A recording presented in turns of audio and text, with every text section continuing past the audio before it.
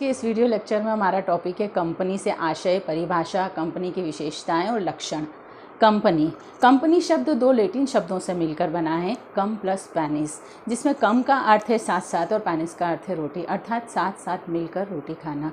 प्राचीन परिवेश में मान्यता थी कि भोजन के समय में व्यक्ति जब मिलते थे सामूहिक भोजन के समय में, तो वे व्यापार की बड़ी बड़ी डील को कर लिया करते थे सामूहिक भोजन के एक अवसर के समय में।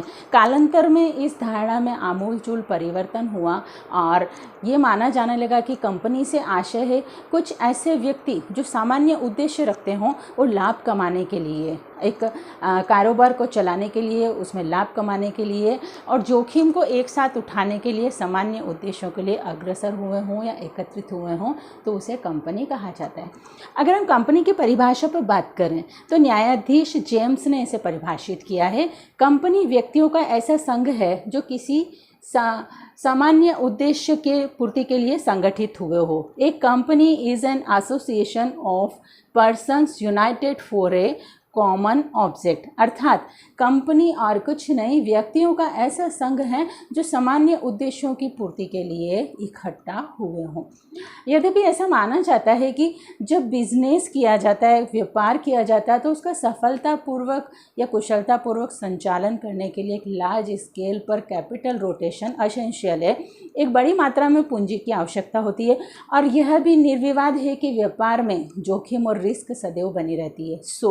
कुछ व्यक्ति मिलकर एक संगठन के रूप में, एक संघ के रूप में अपने व्यापार को संचालित करने के लिए, अपने उद्देश्य की पूर्ति करने के लिए इकट्ठा होते हैं और अपनी पूंजी को इसमें इन्वेस्ट करते हैं या विनिमय करते हैं। कंपनी अधिनियम 1956 के सेक्शन 3 सब सेक्शन 1 में जो इसकी परिभाषा दी गई है, कंपनी से आशय किसी ऐसी कंपनी से है जो इस अधिनियम के अंतर्गत निर्मित एवं पंजीकृत है, अथवा किसी ऐसी विद्यमान कंपनी से है जिसका निर्माण एवं पंजीयन भारत में प्रभावी इससे पूर्व के किसी भी कंपनी अधिनियम के अंतर्गत हुआ हो।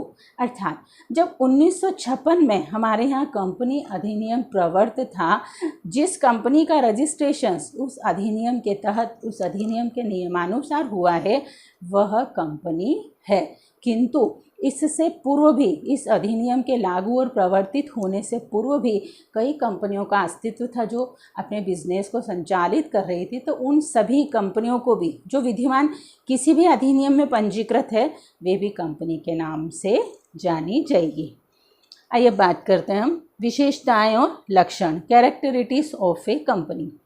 फर्स्ट वन जो इसकी विशेषता है, पंजीकृत और समामेलित संघ, registered association.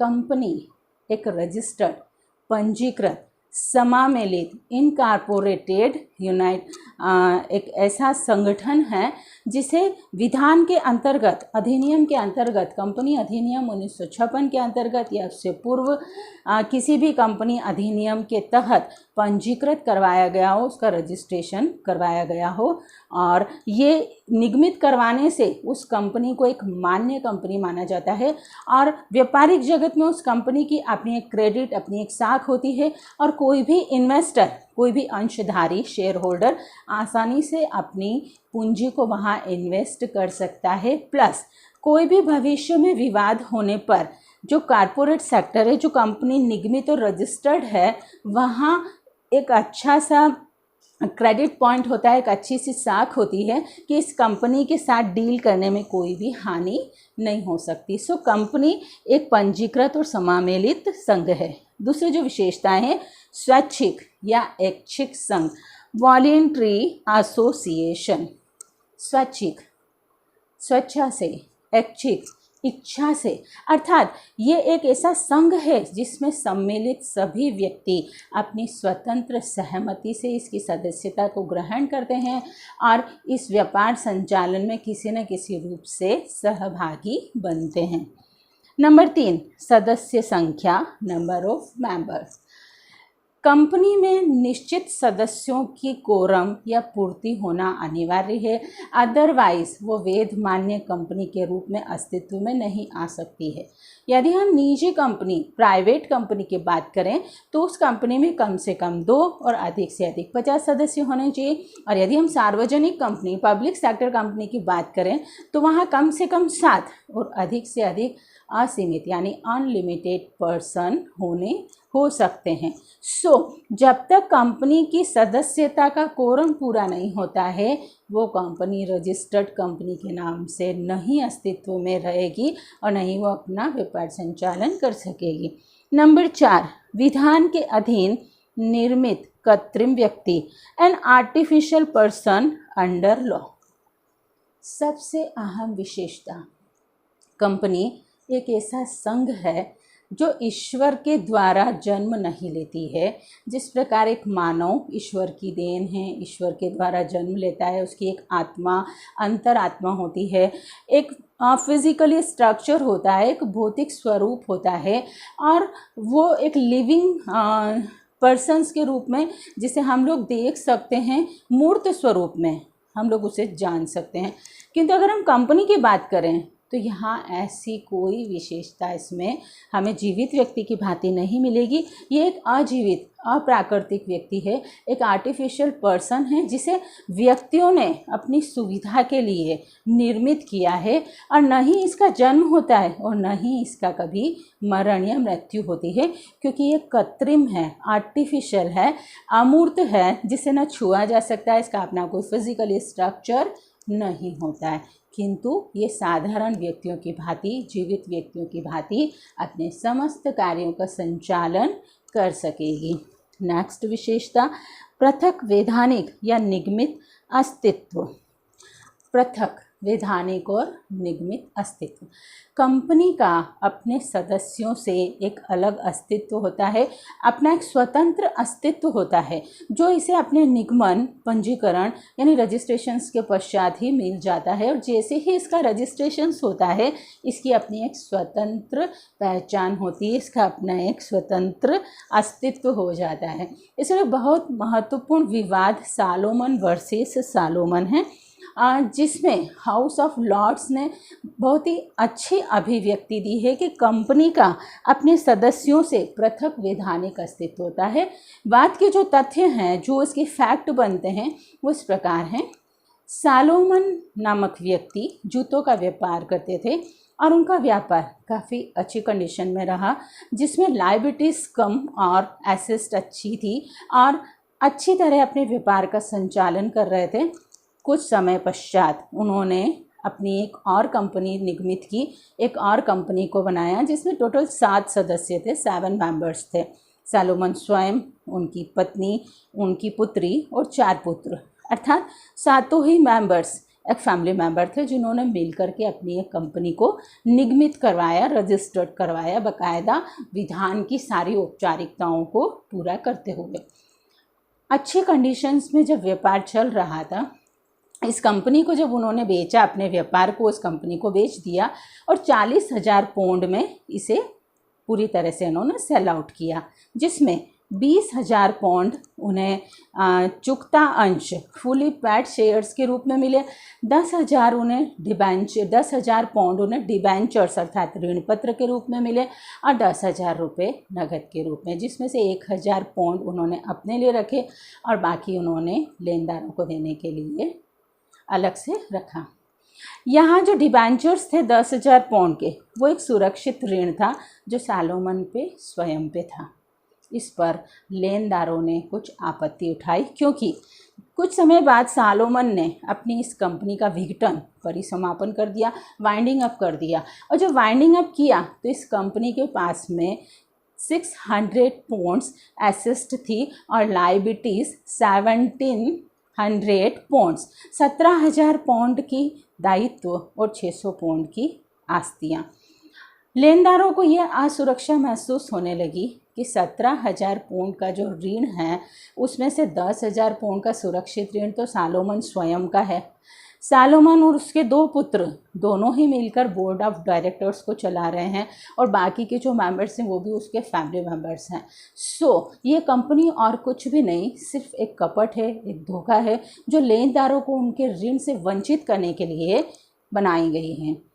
House of Lords ने अभिनिर्धारित किया कि यह कंपनी फ्रॉड नहीं है और इसका अपना एक स्वतंत्र अस्तित्व है, क्योंकि जब एक कंपनी का रजिस्ट्रेशन करवाया जाता है, जब विधिक औपचारिकताओं को निभाते हुए उसे पंजीकृत करवा लिया जाता है, तो वो किसी भी मेंबर्स से गठित हो, चाहे फैमिली मेंबर हो चाहे आउटर्स हो, तो वो एक कंपनी के नाम से ही जानी जाएगी और वो मान्य कंपनी कहलाएगी। आइए नेक्स्ट टॉपिक, शाश्वत उत्तराधिकार, परपेचुअल सक्सेशन। शाश्वत, सदा के लिए, हमेशा के लिए, जिसका कभी अंत न हो, और कंपनी का अपना एक शाश्वत उत्तराधिकार होता है, परपेचुअल सक्सेशन होता है। पीपल में go, people may come, but company must go on, अर्थात कितने ही सदस्य आए, कितने ही सदस्य चले जाएं, क्योंकि जीवित व्यक्ति एक दिन आया है तो निश्चित है कि सर्टेन टाइम के बाद उसे जाना है, पंच तत्वों में विलीन होना है। लेकिन उन व्यक्तियों के जाने के बाद दूसरे व्यक्ति कंपनी के कार्यभार को संभालते रहते हैं। वे इलेक्टेड होते हैं, चाहे बोर्ड ऑफ डायरेक्टर्स हों चाहे शेयर होल्डर्स हों। इस बात से कोई फ़र्क नहीं पड़ता है कि कुछ व्यक्ति यदि पंच तत्व में विलीन हुए, कुछ व्यक्ति नहीं है, तो कंपनी भी समाप्त हो जाएगी। इसका उत्तराधिकार चलता ही रहता है, चाहे लोग आए जाएं, इससे कोई फर्क नहीं पड़ता है। सीमित दायित्व, लिमिटेड लायबिलिटीज, अर्थात कंपनी के अंशधारियों का दायित्व सीमित होता है और जिस व्यक्ति ने जिस अनुपात में शेयर परचेज किए हैं वो उसी अनुपात में लायबिलिटीज़ के लिए भी उत्तरदायी होगा। अर्थात जब विघटन या समापन होता है, वाइंडिंग अप किया जाता है, तो जितनी मात्रा में मौद्रिक हित है, जिस रेशो में अपना कैपिटल रोटेशन किसी सब्सक्राइबर ने किया है, तो उसी रेशो में उसे अपने दायित्वों को भी निभाना होगा, उससे ज़्यादा उस पर दायित्व नहीं डाला जाएगा। अंशों की अंतरणीयता, ट्रांसफरेबिलिटी ऑफ शेयर्स, ट्रांसफ़र, अंतरण, आदान प्रदान, लेना देना, एक दूसरे को हस्तांतरित करना। और जो कंपनी के शेयर्स हैं वे शेयर होल्डर के द्वारा ट्रांसफ़र किए जा सकते हैं, अंतरित किए जाते हैं, अर्थात किसी और व्यक्ति को दिए जा सकते हैं और इस पर किसी भी प्रकार की रोक टोक नहीं है, नहीं इसके लिए कंपनी से उन्हें परमिशन लेना अनिवार्य है। वे जब चाहें, जिसे चाहें, अपने पास रखे हुए अंशों को जिस पर वे अपना मालिकाना हक रखते हैं, वे किसी और व्यक्ति को ट्रांसफ़र कर सकते हैं। नेक्स्ट, निगमित अर्थव्यवस्था, अर्थात रजिस्टर्ड होने से जो इसका इकोनॉमिकली जो स्ट्रक्चर है, जो इसकी निगमित अर्थव्यवस्था है, इसे आसानी से पूंजी प्राप्त हो सकती है। इसे ऋण लेने में किसी भी प्रकार की कोई दिक्कत नहीं होती है, क्योंकि रजिस्ट्रेशन एक ऐसा सुरक्षित कवच है कि इसे मार्केट में कोई भी लोन देने से, ऋण देने से मना नहीं करता है। और निगमित अर्थव्यवस्था के नाते ये अपने बिजनेस को सुचारू रूप से चलाने के लिए ऋण ले सकती है और ऋण पत्र के माध्यम से, डिबेंचर्स के माध्यम से भी यह अपने ऋण को लेकर के अपने व्यापारिक संचालन को कुशलतापूर्वक कर सकती है। नेक्स्ट, केंद्रीकृत प्रबंध, अर्थात सेंट्रलाइज्ड मैनेजमेंट।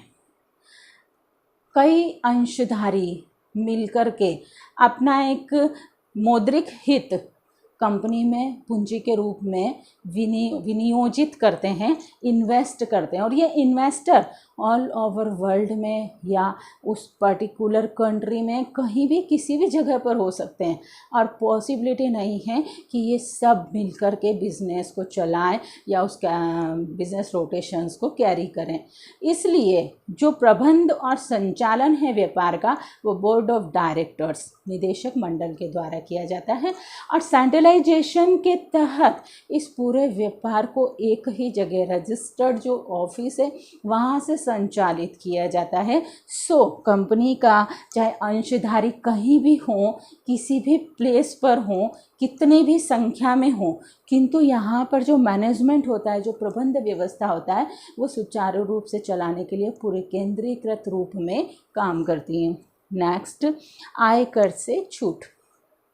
अंशधारी शेयर होल्डर्स जो सब्सक्राइबर हैं, यदि उनकी इनकम कराधान के अंतर्गत नहीं आती है, टैक्सेबल नहीं है, तो उनके द्वारा लिए गए अंशों पर भी आयकर से उन्हें छूट मिलेगी, रिबेट मिलेगी। कंपनी की स्थिरता और पूंजी का स्थायित्व, दोनों पॉइंट पर भी अगर हम विचार करें तो कंपनी में जो भी व्यक्ति अपनी पूंजी को विनियोजित करते हैं, ये जो भी इन्वेस्टर्स हैं जो अपनी कैपिटल को यहाँ इन्वेस्ट कर रहे हैं, उन्हें स्थायित्व और स्थिरता कंपनी की तरफ से एक कवच के रूप में सुलभ होती है, क्योंकि जब भी वे अपनी शेयर्स या डिबेंचर्स के माध्यम से कंपनी को ऋण दें, या यदि वे अंश लेते हैं या शेयर्स उनके पास में हैं, तो उन्हें ये चीज़ का एहसास है, उन्हें ये चीज़ पता है कि वे बिजनेस में डायरेक्टली इन्वॉल्व नहीं हैं, वे उस व्यापार को पूरी तरह से स्वयं नहीं चला रहे हैं, लेकिन उनकी ओर से कोई और उस व्यापार को चला करके उन्हें लाभ दे रहा है, प्रॉफिट दे रहा है, और लाभांश में उन्हें बाकायदा अपना हिस्सा मिल रहा है। कहीं ना कहीं इस वजह से हर व्यक्ति कंपनी में पूंजी इन्वेस्ट करने के लिए अट्रैक्ट होता है, और इस कंपनी में पूंजी की स्थायित्व और स्थिरता हमेशा बनी रहती है। पृथक संपत्ति, सेपरेट एसेट। कंपनी एक आर्टिफिशियल पर्सन है, और जिस प्रकार एक ह्यूमन बीइंग, एक लिविंग बीइंग जिस प्रकार संपत्ति खरीद सकता है, अपनी संपत्ति को अपने नाम से रख सकता है, अपनी संपत्ति का विस्तार कर सकता है, उसे बेच सकता है, खरीद सकता है, ठीक उसी प्रकार कंपनी भी अपने सदस्यों से पृथक, अलग अपने नाम से अपनी संपत्ति को रख सकती है और उसका अर्जन कर सकती है। कंपनी की राष्ट्रीयता, निवास और अधिवास। सामान्यतः कंपनी एक व्यक्ति है, किंतु जीवित व्यक्ति नहीं है, अजीवित व्यक्ति है, अप्राकृतिक व्यक्ति है। अगर हम इसकी राष्ट्रीयता की बात करें तो कई विवादों में हमें उल्लेख मिलता है कि कंपनी जिस भी कंट्री में रजिस्टर्ड है, जिस देश में उसका रजिस्ट्रेशन हुआ है, वहाँ की राष्ट्रीयता उसे दी जाएगी। और अधिवास और निवास की अगर हम बात करें तो जिस प्रकार एक आयकर के लिए जहाँ पर एक व्यक्ति के अधिवास का आकलन किया जाता है, ठीक उसी प्रकार व्यापार संचालन कंपनी का कहाँ से किया जा रहा है, उस रजिस्टर्ड ऑफिस के द्वारा उसके अधिवास और निवास का निर्धारण किया जाता है। निवेशकों को हानि से संरक्षण, सबसे अच्छी विशेषता है। वैसे तो ये कहा जाता है कि कंपनी जीवित व्यक्ति नहीं है, लेकिन फिर भी आईपीसी 1860 में सेक्शन 11 में जो व्यक्ति शब्द को डिफाइन किया है, जो व्यक्ति शब्द को परिभाषित किया है, वहाँ ये कहा गया है कि यदि कंपनी के द्वारा कोई आपराधिक कृत्य किया जाता है तो उसे उत्तरदायी बनाया जाएगा।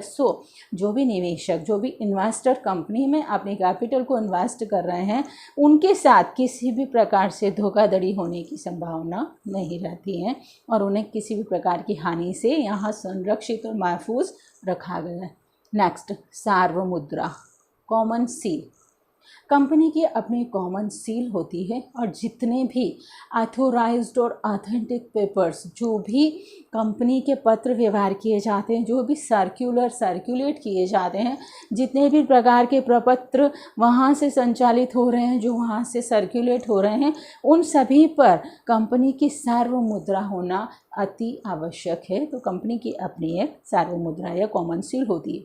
अंश पूंजी, शेयर कैपिटल। जब एक कंपनी अस्तित्व में आती है, निगमित होती है, रजिस्टर्ड होती है और अपना व्यापार संचालन करती है, तो सबसे पहले कैपिटल रोटेशन, पूंजी की आवश्यकता होती है। और अगर हम पूंजी की बात करें, और अंश पूंजी और पूंजी दोनों को वैसे एक ही शब्द में इस्तेमाल किया गया है कि एक ऐसी पूंजी जो कंपनी के व्यापार संचालन में अपेक्षित है, सहयोग देती है, वो कंपनी की अंश पूंजी के नाम से जानी जाती है। यदि हम अंश पूंजी के बारे में बात करें तो वैसे तो कई प्रकार की कंपनियों का अस्तित्व है, किंतु यदि हम मुख्यतः बात करें तो यदि कोई प्राइवेट कंपनी या निजी कंपनी अस्तित्व में आई है तो रजिस्ट्रेशंस के समय 1 लाख रुपीज़, 1 लाख रुपए उसकी अंश पूंजी होना अनिवार्य है, अदरवाइज उसका रजिस्ट्रेशन नहीं होगा। और यदि हम पब्लिक कंपनी की बात करें, सार्वजनिक कंपनी की बात करें, तो वहाँ पर 5 लाख रुपया इनिशियली कंपनी की अंश पूंजी होनी चाहिए, तो ही उसको रजिस्ट्रेशंस मिलेगा, अदरवाइज नहीं मिलेगा। अब ये जो अंश पूंजी है, ये है क्या? ऐसी पूंजी जो अंशधारियों से, सब्सक्राइबर्स से या अभिदाताओं से प्राप्त की गई है, जो छोटे छोटे अंशों में या कई प्रकार के अंशों में विभक्त है, वो अंश पूंजी के नाम से जानी जाती है। और विधिक नियमानुसार अंश पूंजी अपनी एक अलग कैटेगरी में डिफाइन है, विभक्त है, उस अनुसार इस पूंजी का संग्रहण किया जा सकेगा। वास्तविक व्यक्ति, रियल पर्सन। अभी हमने जाना कि कंपनी एक कृत्रिम व्यक्ति है, आर्टिफिशियल पर्सन है, लेकिन हम इसे रियल पर्सन, वास्तविक व्यक्ति भी कहेंगे। क्यों? क्योंकि एक रियल पर्सन्स की भांति ये संपत्ति खरीद सकती है, संपत्ति को बेच सकती है, अपने नाम से दावा कर सकती है, और इसके ऊपर भी कोई और व्यक्ति दावा कर सकता है। ये सामीदा कर सकती है और सभी काम इस प्रकार कर सकती है जैसे एक रियल पर्सन यानी जो वास्तविक व्यक्ति करता है। ठीक उसी प्रकार से कंपनी भी अपने समस्त कार्यों का संचालन कर सकती है। अभियोग योग्यता अर्थात एक ऐसी योग्यता जिसमें किसी और व्यक्ति पर विवाद होने पर दावा करने का हक होता है, वाद संस्थित करने का हक होता है, और यदि कंपनी के द्वारा भी कोई आपराधिक कृत्य या कोई गलत कृत्य किया जाए तो वह व्यक्ति भी इस पर कोई भी अभियोग लगा सकेगा या इस पर कोई दावा संस्थित कर सकेगा। तो कंपनी की एक महत्वपूर्ण विशेषता है कि ये अभियोग योग्यता रखती है और अपने अधिकारों का संरक्षण करने के लिए दावा कर सकती है। प्रतिनिधियों के माध्यम से अनुबंध, जो कि कंपनी एक आर्टिफिशियल पर्सन है और इसका अपना कोई फिजिकली स्ट्रक्चर नहीं है। जब कंपनी की तरफ से कोई अनुबंध या संविदा, कोई कॉन्ट्रैक्ट किया जाता है, तो वहाँ जो व्यक्ति इसके कार्य संचालन को कर रहे हैं, बोर्ड ऑफ डायरेक्टर्स जो हैं, जो इसके संचालक हैं, निदेशक हैं, वे व्यक्ति जो रिप्रेजेंटेटिव हैं, उनके माध्यम से कंपनी के समस्त संविदाओं को पूर्ण किया जाएगा। ऋण प्राप्ति का अधिकार, कंपनी को अपने अंतर नियम और सीमा नियम के अधिकारों के तहत, अंतर नियम अर्थात आंतरिक नियम और सीमा नियम यानी बाहरी नियम, मेमोरेंडम, इसके अकॉर्डिंग जो लिमिट्स है, जो इन्होंने एक सीमा निर्धारित की है कि कंपनी को कितनी मात्रा में ऋण लेने का अधिकार है, उस एक निश्चित परिधि के भीतर ये ऋण ले सकती है। नागरिक नहीं, कंपनी नागरिक नहीं है और संविधान के अनुच्छेद 19 के द्वारा जो मूल अधिकार नागरिकों को प्रदान किए गए हैं, वो मूल अधिकारों के लिए कंपनी अपना कोई दावा नहीं कर सकती। कंपनी को वो अधिकार प्रदत्त नहीं है और नागरिकता अधिनियम 1955 के तहत भी कंपनी को नागरिक नहीं माना गया है। वैधानिक दायित्व अर्थात कंपनी चूँकि एक पर्सन है, ये सभी काम अपने एक व्यक्ति की भांति कर रही हैं, अपने व्यापार संचालन को कर रही हैं, एक पूरी तरह अस्तित्व में है, तो इस कंपनी के कुछ वैधानिक दायित्व भी व्यक्तियों की भांति भी हैं, जैसे आयकर का भुगतान करना, बिक्री कर का भुगतान करना, इसे भी अपने अकाउंट्स मेंटेन करने होंगे, ऑडिट करवाना होगा, अंकेक्षण करवाना होगा और profit and loss, balance sheet, final accounts सभी को मेंटेन करना होगा। जिस हिसाब से समस्त वैधानिक दायित्वों की अपेक्षा और औपचारिकता है, वो सब भी इसे पूरी करनी होगी। आई होप ये वीडियो आपको अच्छा लगा होगा और आप इसे ज़्यादा से ज़्यादा लाइक, शेयर और सब्सक्राइब करिएगा।